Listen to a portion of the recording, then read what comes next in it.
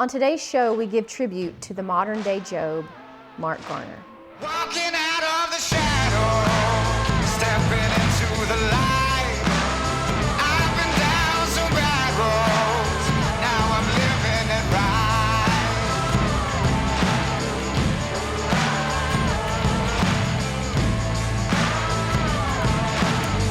right. Welcome back to the hot seat, Kevin Burke. Well, thank you very much. I think wherever I'm at, it's a hot seat. Oh, okay. Of course you do. Today, I'm excited to talk about Marc Garner, your best friend. Yes. And why they called him the modern day Job. Yeah, I can tell you I met Marc Garner when I was in kindergarten. And what I remember most is one of the, in school, you always did the plays or whatever. And we did a thing, we were on stage and we were singing 10 Little Speckled Frogs. And I remember being on one side of the stage and Marc Garner was on the other side of the stage, and me and him thought it was the funniest thing. And we'd always sit back and forth and laugh about it. Yeah. And but anyway, so it was cute. So I've known him a lot of years, and he ended up being my roommate in college. And it was me, Marc Garner, and another Mark Smith. And it was me, my brother Mark, and my other brother Mark in college. And we did a lot of crazy things. Marc Garner was good. He was the commander, great guy of the bunch. Yeah, that was his nickname, right? Yeah, and me and Mark Smith, he was the worst, but we just, but we were always just like, we had fun in college. Yeah. And throughout the years, I went through some tough times in my life. I'd made some stupid mistakes, and Marc Garner was always there for me. And so one of the outlets that I would do, I talked him into running races with me. And they're called like Tough Mudders, or like obstacle runs. I remember. We did many of those, and one of the funniest stories I have about Mark is one of the first Tough Mudders we ran. We were running it, and we weren't prepared. Of course not. Anyway, we were running it. We should have been running it, but we did it anyway. And we were up a steep hill, and Mark stopped for a second and said, "Hey, I got a cramp." And his right foot went out like that. Like straight up in the air. Okay. He was like, so I said, you got to flex your foot, when it takes it away. He goes, wait a minute, my left leg is starting to cramp up too. The one he was standing on? Yes. Oh no. It was the funniest thing. It looked like one of those cartoons. Both his feet went straight up in the air. It's like slow motion, and he dropped on his bottom, cramping up. And so we called him the fainting goat from that point forward. That's funny. Well, today, Sunshine's not going to be here. He's doing some kind of daddy-daughter dance or something like that. Like, that's more important than faith. You know what I'm saying? Sing the songs here. So, we're talking about Marc Garner today. We touched on him last season with Roderick's episode.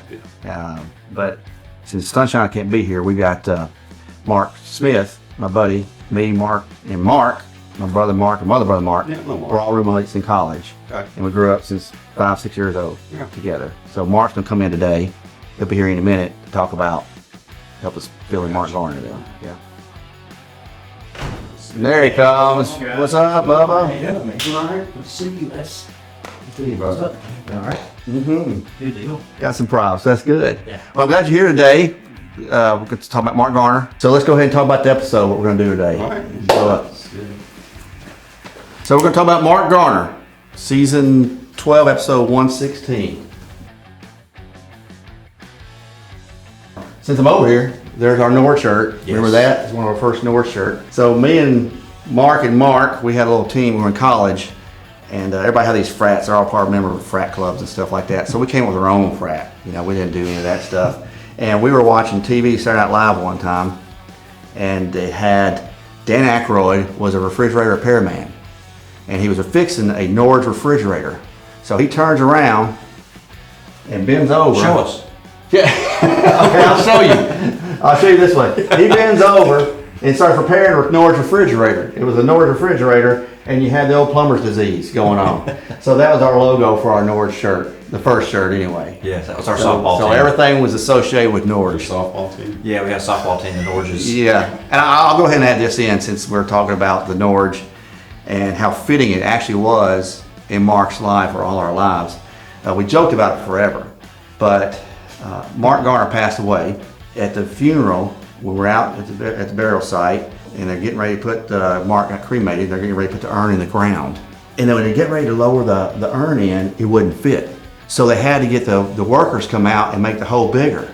So two guys get out there and they start digging, and they turn around And they start digging. The biggest Norge ever. It's the biggest Norge ever, right there. It just out there, right there in the middle of the funeral, and me and Mark and everybody else that knew the Norge meaning just started dying laughing. So is there anything with the mugs there, Mark, you can show us? Funny story. One year, I think it was for Christmas, Mark was calling on Etsy trying to get me a coffee mug. And of course, the joke was I'm always in Excel doing spreadsheets, and this is what he planned on getting me. Yeah, and Christy can thank you for that, because I'm a spreadsheet guy. And that's who got me hooked up on spreadsheets. Yes, spreadsheet guy. But this is actually the mug that I received that Mark got by accident. And so he still gave me this. This is what I opened up on Christmas one year from Mark, was this coffee mug. We don't know who these guys are. If anybody knows who they are, maybe you can search for them, contact us, and we'd like to get them this mug. But then they resent him the mug. That was the official one, which was my spreadsheet. Oh, there you go. Your superpower. So this is my favorite cup, really. The two of these to drink out of is I always think of Mark when I see these. So That's awesome.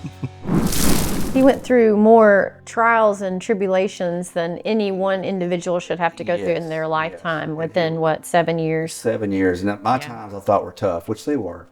But his, I just don't know how he did it. Yeah.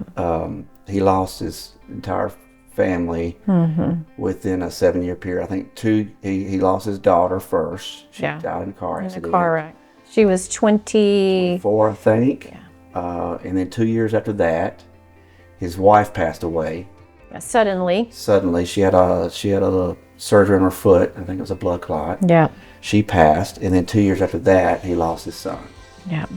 And then not long after that, he found out he had cancer. Yeah. One of the things that I remember about Mark is never complained. No, he didn't do that. He's always positive. Yep. You meet the guy, there's an aura around this guy that you just immediately liked him. Yep. You just get along with him, and he didn't have anything. Well, he said some bad things about people, with us. I mean, he's human. We're all human, but he's just, other than that, I mean, he just was a fantastic guy. Yeah. And we were there for him during his times too, but it was just, I remember most about him is him being there for me. Yeah. Well, there's no one who can tell their story better than Marc Garner. So here he is with his testimony of a simple faith. Marc Garner, you're a modern day Job. So why would people say this? Well, my story kind of started in the early hours of March 3rd, 2014.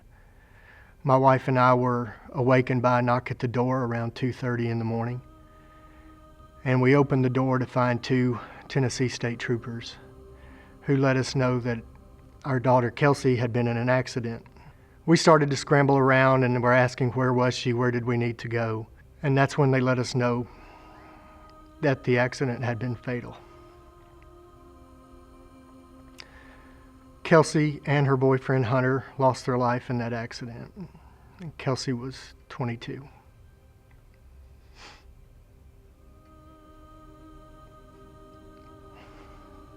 People would often talk about Kelsey's smile.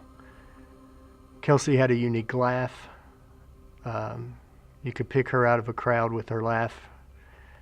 She was a joy to be around. To lose a child is something that you just can't put your mind around. It's too big of, for me, the pain is too big for me to even begin to understand. Almost exactly 4 years later, on February 19th of 2018, I lost my wife. Teresa and I had been married for 27 years. Just a few weeks earlier, we had celebrated our wedding anniversary. She had had some surgery on the Friday before to remove some plates and screws from her foot that had been broken a year before. And a blood clot made its way to her lungs and she passed away. Our son Nick passed away almost 3 years to the day from when Teresa passed on January 2nd of 2021.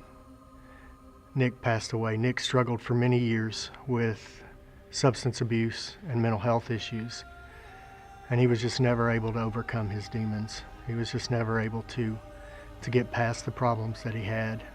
Nick passed away in Gallatin after taking some drugs that were laced with fentanyl. I sit here before you today battling kidney cancer. I found out in July this year that I had stage 4 advanced renal cell carcinoma.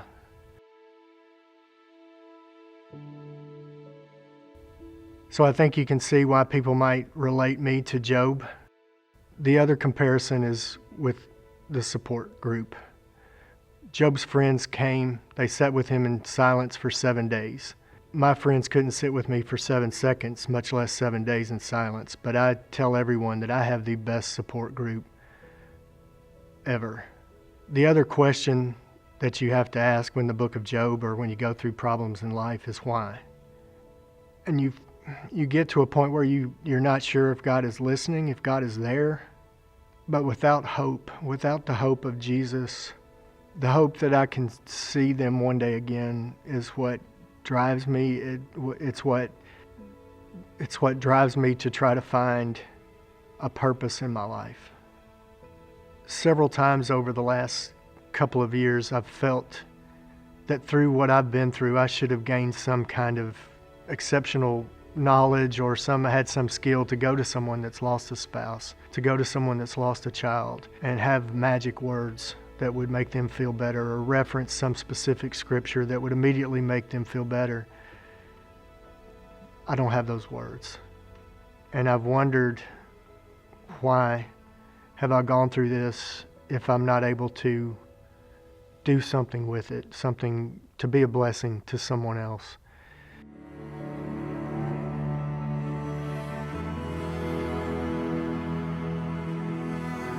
Our preacher gave a sermon on faith. I've struggled through the years, and I've wondered if I had a strong enough or a big enough faith. But in his sermon, he mentions that sometimes a simple faith is enough. And maybe that's what I have, is just a very simple faith. I believe that Jesus came to this earth, born of a virgin, lived a perfect life, died on the cross for my sins, but rose on the third day to give me and you victory over death, and that someday I will see my family again. So hopefully the message that I can share is that sometimes a simple faith is enough. And if you just believe and strive to live your life as Jesus wants us to live, that you have that hope. So when did Mark lose his battle with cancer? 2024. It was really a rough time. I think he was ready to go. He's ready to see his daughter and his family. And, once you lose a child, it's just... It's not supposed to happen that way. Yeah, and then Mark was a super happy guy all the time. But once once Kelsey had passed, a part of him was gone. Yeah. His jokes were still funny, but they're more dry. I mean, you lose part of your soul. Yeah. How can you not? Yeah. How can you not be different after something like that? And then when 2 years later Teresa passed, and it just graduated. And then he finds out he had cancer after Nick passed. It's just rough time. And his son had addiction issues too, so it was an ongoing battle. Yes. If you'd like to hear more about Marc Garner and his story, you can go to his podcast episode on Everyone Has a Voice. It's season 12, episode 116. So the team has some exciting things to honor Marc out in the field. Yeah, we do. It's going to be fun. It's going to mimic some of the stuff I talked about a while ago as far as the course, obstacle course, and hopefully with Dad Chavis Productions, we can make sure we run that course really fast instead of being dead last. All right, Mark, are you ready for this? Yes. I'm not prepared, but I'm ready. Yes, yes. Beautiful day. So, beautiful day to give a tribute to good old Mark.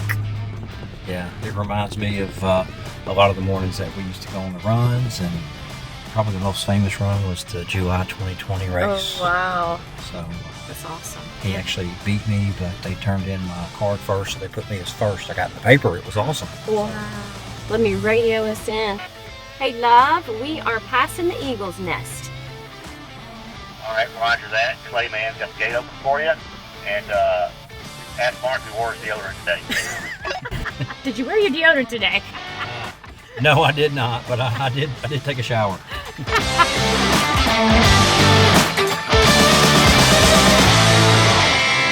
Looky. What's up?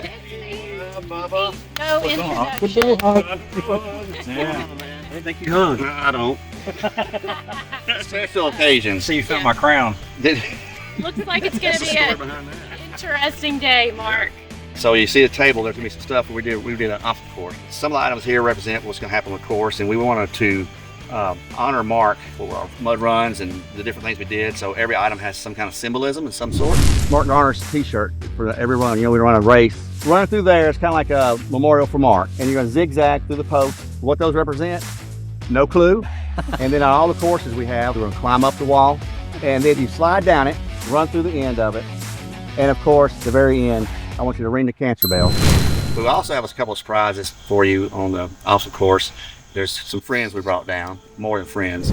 I'm Stacy. I am here to honor a lifelong friend, Mark, and I'm most excited today to share all the memories that we have of him. I'm Cindy. It's Mark's girlfriend. Here today to honor his memory and spend time with his friends group that I've missed very much, and just share good memories of his life. What I hope people get out of this episode is that Mark was such a kind soul. He was pure. I don't know, other than when we were children, he knew how to be mean, but he was an angel that walked amongst us. That's how I always envision Mark.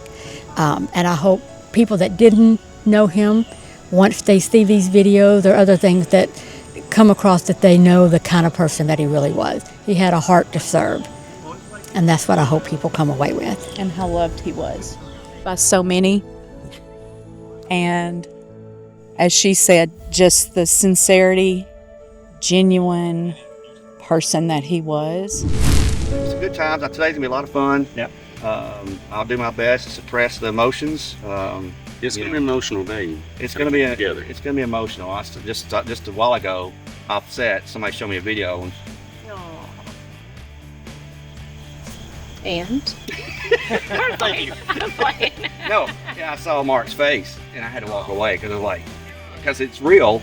We want to remember Mark, who he was, and just focus on his faith and how positive he was, even through all the stuff he went through at the end of his time. And it was just have that kind of faith is just incredible. It is, yeah. I can't even imagine it. And he didn't want to put any burden on anybody else. That was the whole part of it. It was like, let us help you, let us do things. He was willing to do everything. So. Yeah, I mean, he's a brother. We were three buddies that just. We should bring out that old picture of us with the golf clubs. You do? I've got it hanging up in my office. So we watched a lot of Three Stooges, and so there were the Three Stooges we watched, and I think they're all three on a golf course. We saw a poster once. It's all the Three Stooges standing there on the golf course, and we mimicked it and took our picture. Well, we had a free photo opportunity that they sent us something like from Olin Mills. We had no money in school, so we couldn't afford to buy it. So we went, and it's like, did we get the free picture? That's the only reason I've got it. It is. That's pretty awesome. Yeah, so we're, That's in my office at home, and I've got that, and I've got some of the Normandy pictures that he took when he was visiting, because we always wanted to do the Band of Brothers, and it was kind of our trip that we wanted to take. We never got to take it, but I've got the one of the landing craft where the doors opening up and all the guys. Think about all the people that went off the landing craft and had no idea what they were getting into. And it's kind of like you think about with your life, and you're kind of launching forward and doing that, and I always had that as a memory. Yeah, I have those You in should still do that trip there. I think that would be a great in honor. I think that would be so cool. Yeah, I'm free next week. Sorry, we're filming. We got to do it. Yeah, after we're filming, so yeah, Yeah. next week too. But yeah, I'm looking forward to it. It's gonna be a lot of good times, a lot of fun, a lot of laughter. You know, like I said, maybe some tears, but you know, he's worth it.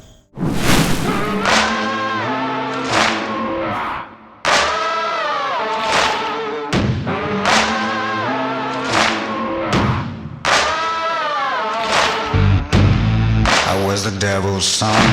I saw the flames grow higher. Wasn't able to run. I looked death in the eyes. It set my soul on fire. Now I'm able to fly. Walking out of the shadow, stepping into the light. I've been down some bad roads. Now I'm living it right. Walking out of the shadow, won't go back. Walking out of the shadow, ain't gonna go back. Walking out of the shadows. Well, guys, what a day. Remembering Mark, and I just really... You okay down there? I really am curious, like, what came up for you when you were running the mock mutter and you're running past Mark's t-shirts, and kind of just want everybody to share from their heart. You know, Mark and I have been friends forever. You know, Dad was first baseball coach, and we had all these great memories and great moments together, and it's awesome to have those. And you know, for me, it's those days when I feel like it's unreal that he's not here. That's a big thing, right? But then I also look back and you go past those shirts, and I remember a lot of those shirts. Mm-hmm. And I remember how Mark always persevered and ran hard and always was strong and just kept kind of going. And I knew that I couldn't run very fast because my knee's so bad. And we ended up walking. And of course, he kept telling me, pointing out somebody, going, "You can't let her beat you." And he's like, That was our motto. Yeah. It's like he could have ran the race because he was so much better shape and could have finished it like 30 minutes before me. And then we ended up like crossing the line together, walking, and they gave me the first place medal because I turned my bib in first. It was awesome. So I won our age group, and that's kind of funny. That's when I met Mark. First time that she had met Mark, and Mark was always such a huge Trish fan, and I knew that when Mark approved of Trish, I knew that was it, right? That she was the one. So Mark actually married you guys, right? Yes. He did. We were trying to decide who we would get to marry us. And we went on for a few days. And then I called him. And I was like, I think I have it. I know who it's supposed to be. There's not anybody more perfect. And it was Mark. And he knew at the same time it was Mark. But he didn't know if he would agree to it. And he actually had to get his ordination certification. to be a preacher. And he did not. He was really struggling with that because he didn't feel worthy. And I really don't know another person that would be as worthy as Mark was. And so it was a blessing. And he really stood up for us and did that. And he wasn't feeling well at the time, but it's one of our greatest blessings. And going back to the T-shirts, I was thinking about that running through there. There's one was called the Festivus. The Festivus run, and it was a virtual reality. It was a virtual reality shirt, and you had to actually turn in your time. So you go out and you run over 5K, and you turn in your time. Best run I ever ran. Fastest time ever. Mark goes, "How'd you do so good?" He was like, 7.5, whatever it might have been, 20 minutes for whatever it was for 5K. I did like 16 minutes, I was like, hey. Who's to say I didn't do it that fast? So that shirt's very special to me. And speaking of shirts, like, what does this represent? This is actually a quilt that a friend of mine made. The centerpieces are all Mark's t-shirts. The top one is his pirate shirt, which was his favorite because he always wanted to be the pirate. Yes. And the story from your wedding was a great joy of his. Michael McDowell in the middle was his favorite driver. And then I had bought him the 75th anniversary NASCAR shirt because he didn't quite fit the mold. But he was a huge NASCAR fan. Yes, he Never was. missed a race and loved it. Seeing the cowhides, the day that we laid Mark to rest, the preacher is speaking, and we're all this very somber moment. All of these cows come walking up to the fence, and they start mooing. And then once one started, they all started. So there was this Orchestra. You couldn't hear anything. The preacher had to talk louder. That was Mark having a funny moment going, got ya. Cindy, that reminds me, I only went to one NASCAR race in my entire life. Out of 100,000 people at Talladega, I ran into Mark. Just randomly ran into him. And we embraced like we've known each other all of our lives. It was wild. Well, that's who Mark was. That was who Mark. he was. That was Mark. And you too, Les, because you had embraced back. So. But I think the biggest thing with Mark and doing the mutters and doing the fundraising walks, all this stuff, is his level of faith. Yes. He was always there. It didn't matter what you was going through. And having grown up with Mark since we were 3, we went through every milestone of life together. He was my oldest friend. I was telling Trish here earlier, he's my first friend. Aw. And, you know, our brothers married us when we were 5. I'm not sure if that's legal, but We got into this Kurt. Facebook argument one time. He wanted a divorce, and I said, "You're not getting a divorce." And I said, "I know where you have your money," and so that was the whole thing. But yeah, Mark was always there for you. It Absolutely. didn't matter. When I lost my first husband, you know, he's the first call always for I think all of us. He was always the one that we called. But I'll never forget. I was going through some health issues, and of course Mark battling his cancer, and his was progressing. And I had sent him a text, and I said, you know, when I pray, I tell God to give my level of grace that he would give to me over to Mark. Put it all on Mark. Heal my Mark, heal my friend, whatever. And Mark said, you know, but there's enough grace for us all. So it reminds me of the verse, 2 Timothy 4:7. You can say it for me because I'll start crying for everybody again. I have fought the good fight. I have ran the race. I have kept the faith. Yeah. Thank you so much for joining us for season 2 of Lit 86. We hope that you were inspired today by our tribute to our dear friend Marc Garner. And our hearts go out to anyone who's lost someone to cancer. Remember that miracles do happen today. And the word tells us, 1 Peter 2:24, through Jesus' stripes, we were healed. And so there is hope. We will see you soon for another amazing season of Lit 86.